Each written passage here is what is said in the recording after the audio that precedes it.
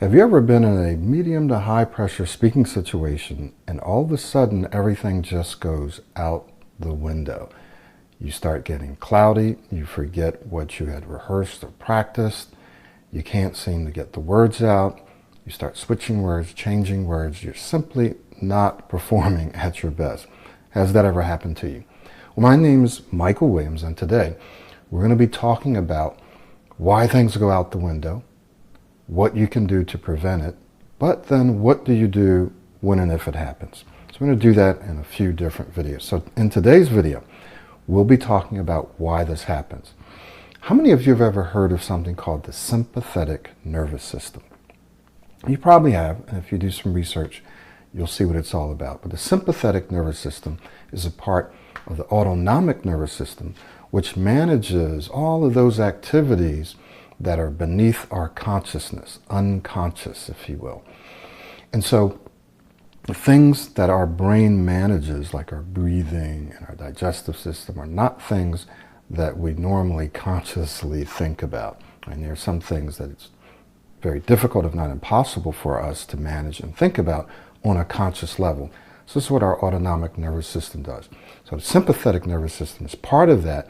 And one of the things that it's in control of or in charge of is helping us or protecting us from danger.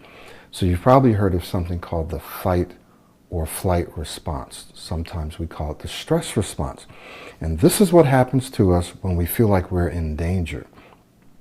What happens in large part is our amygdala is a part of our brain that goes into action when we feel like we're in danger, right? So many years ago, we probably faced, and there are still some people who do, many physical dangers. For example, wild animals, or someone from another tribe, or some kind of a natural disaster or a catastrophe, which we still face now. Or someone's trying to kill you or hurt someone in your tribe. And so your brain immediately, or this part of your brain, the amygdala, takes over. And what it does is it kind of hijacks, or it takes parts of your brain and parts of your body, takes it over so that you can spring into action quickly, fight or flight, and in some cases freeze. Sometimes it's better just to freeze. So what happens? Well, one thing it does is it starts to redirect blood flow away from our prefrontal cortex, our thinking brain, which is one of the reasons why when we move into the stress response, our thinking gets cloudy because we have less resources going to it. Well, where are those resources going? Well, those resources are going to the parts of our body that need to be ready to fight or flee or freeze. So what also starts to happen, not only do we kind of lose clarity, we get tense and we get tight, which includes our entire speaking system, right? We also, our breathing gets a bit more shallow, right? Sometimes we start to sweat. So we get tense, we start to sweat, our breathing gets more shallow, right? And so we're springing into action, or we're getting ready to spring into action or freeze. And so when this happens, we often lose control over what it is that we're trying to say. We just can't think about it clearly. We're not able to speak as clearly. Sometimes our mouth gets dry. All these things happen because the body prioritizes survival over communication. This is not the time to really speak. We need to get out of here. We need to defend ourselves. So the sympathetic nervous system and the amygdala primarily is what manages this. Now, here's the challenge. If we think about it, if we're standing up in front of a group, or if we're in any kind of a meeting, whatever it is, we're probably not going to die. They're probably not going to kill us or hurt us. And so therefore, when the amygdala takes over, it's doing something that we don't need it to do in that moment. It's being destructive rather than constructive in that moment. So it's not a bad thing. It's not a bad response. We need it. But in that moment, it's not helping us. Okay, so what are some other reasons that compound this, that intensify this stress response, this fight or flight response? Well, one has to do with your previous experiences. So if in the past you've had bad speaking experiences, standing up in front of groups, giving an update, doing a presentation, maybe you stuttered, or whatever it is, or you forgot what you wanted to say, you froze up, all these things can happen.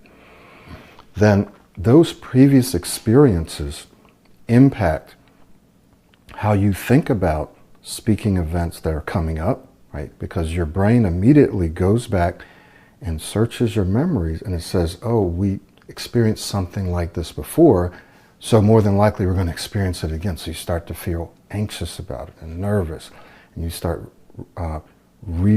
replaying things. It's called ruminating, going back, thinking about it. What that does is it causes us to become more anxious, right? More fearful about it. And so we start thinking about what happened in the past and what we hope doesn't happen in the future, instead of thinking about how to prepare, right? So previous experiences is in part what our brain uses to project future performance. So if you haven't performed well in the past, your brain naturally goes back, because your brain likes to operate off of patterns. It wants to be as efficient as possible. So it'll go back and say, oh, this is what happened before, it's probably what's going to happen again. But what you and I have to learn how to do, and we'll talk about that in the next video, is interrupt that pattern and create a new one, right? So previous experience. The second one might be your environment. Well, Michael, what do you mean by environment? By environment, we're talking about the room itself, right? I remember when I used to do presentations, if we were outside, it was a little more distracting. So sometimes I wasn't as good as I would be inside. If I'm on a stage, I might not be as good as if I'm on the floor. I like to be down on the floor with the people. There's a lot of lights, there's a lot of noise, right? Noise can affect people. But also, when we say environment, we are talking about the number of people who are there. For some people, they can speak to 3, 5, or 10, 15 or 20. But if it gets over 50 or 100, then they start to become very anxious and nervous and don't perform as well.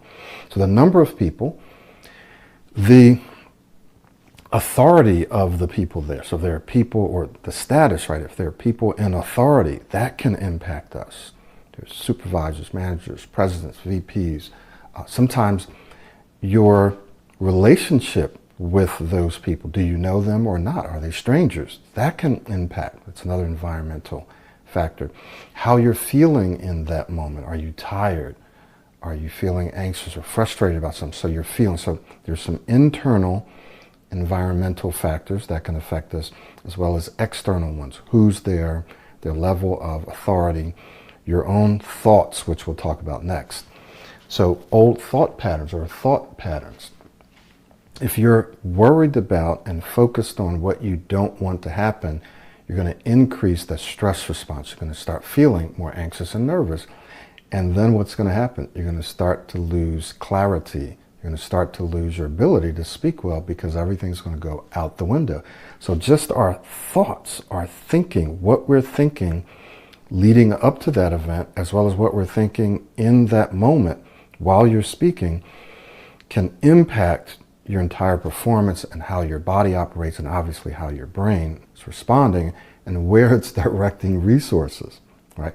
So your thoughts, if you're just used to worrying about something that's coming up and worrying about and hoping that doesn't go as bad as it did before, and that you really need for this to go right, because there are people there who can impact and influence your career and your finances and your reputation. You don't want to feel bad. So there's this fear of failure, fear of judgment, the fear of being embarrassed, right? Judgment, and the fear of not being able to perform well. I need to perform well. All those things and all the thoughts that go along with that and all the feelings can exacerbate and intensify the sympathetic response.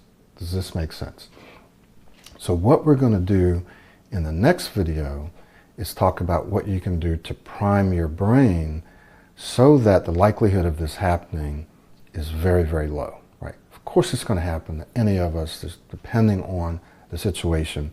But I'm going to be teaching you some things that if you do it, you can virtually guarantee that even if you feel anxious, nervous, excited, right? Even if you feel that way, you can still perform well, right? Everything that I'm going to be teaching is going to help you to do that. It's going to help you to feel better, to feel calmer, more confident. But there are times where you just feel excited, right? You just feel excited, or you feel anxious or nervous, but you still need to speak. How can you do that? Well, I'm going to show you some specific steps to do that. So this is why this happens. Keep that in mind, because when we talk in the next video, we're going to talk about how to counter these things with something called the parasympathetic nervous system. So I'll give you some specific actions, some practices and things that you can do to not just in the event, but leading up to the event on a daily basis to activate your parasympathetic nervous system, as well as how you can prepare yourself to think clearly, to speak smoothly, to feel calmer, and to feel and be more confident. Okay? Thank you so much again. My name is Michael Williams. Look forward to seeing you in the next video.